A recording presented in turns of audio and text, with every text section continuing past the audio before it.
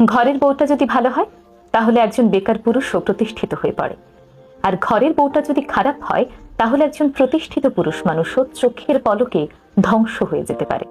হ্যাঁ, ছেলেদের জন্য বউটা আসলেই ম্যাটার করে।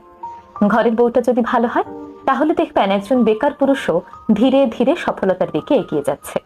কারণ একজন জীবন সঙ্গিনী শুধুমাত্র পাশেই থাকে না, বরং তার অদৃশ্য শক্তি দিয়ে স্বামীর সকল হতাশাগুলো দূর করে তাকে সফলতার দিকে নিয়ে যায়।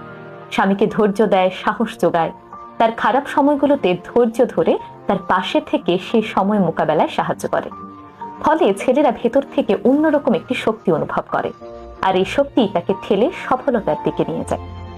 অপরদিকে ঘরের বউটি যদি চরিত্রের দিক থেকে খারাপ হয়, নেতিবাচক মনোভাবের হয়, তাহলে একজন প্রতিষ্ঠিত পুরুষও ভেতর থেকে ভেঙে পড়ে।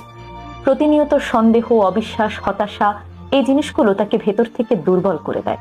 ফলে তিনি ধীরে ধীরে তার কর্মস্পৃহা হারিয়ে ফেলেন এবং জীবনযুদ্ধে অনেকটাই পিছিয়ে পড়েন।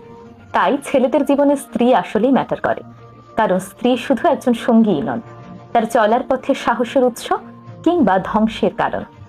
একটি সম্পর্কের সৌন্দর্য তখনই ফুটে ওঠে যখন একজন আরেকজনের শক্তি হন। তাই বিয়ে শুধুমাত্র সামাজিক দায়িত্ব নয়, বিয়ে জীবনের সবচেয়ে গুরুত্বপূর্ণ সিদ্ধান্ত। তাই এমন একজনের হাতেই নিজের ভবিষ্যৎ তুলে দেবেন যাকে আপনি বিশ্বাস করতে পারেন। এমন একজনকেই বেছে নেবেন যার কাছে আপনার স্বপ্নটা তার স্বপ্নের মতোই গুরুত্বপূর্ণ।